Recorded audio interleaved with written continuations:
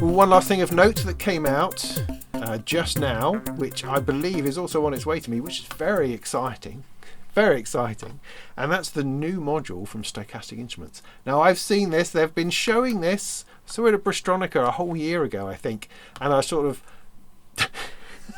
stroked my chin while Finn was telling me about it, going, I have no idea what all these words mean that you are saying, but it sounds quite exciting.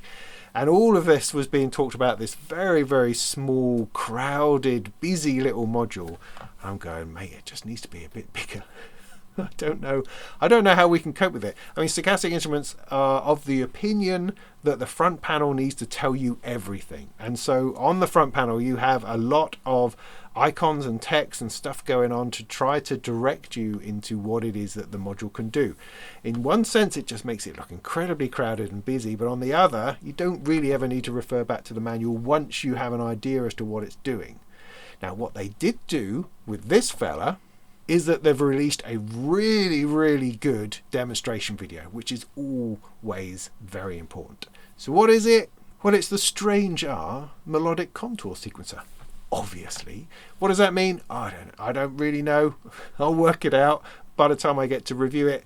But it uses a system of things like probability and melodic generation in order to create deviation and directional travel within melodic structures.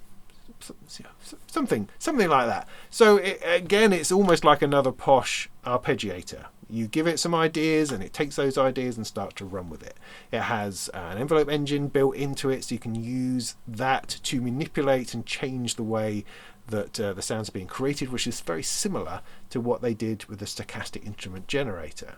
So it has elements of that within it, but this one is generating melodies in a very different way, but it's still using deep and interesting and sumptuously visceral kind of maths and algorithms within itself. It seems to have this ability to follow musical terms and musical theory, so that when it changes and transforms, it does so in a way that's sympathetic to the music that's going in or coming out or something. But it does have a keyboard, which means you can probably press a couple of notes and then it will start to generate sounds around that, which is probably all we want, really. We just want something that sounds nice.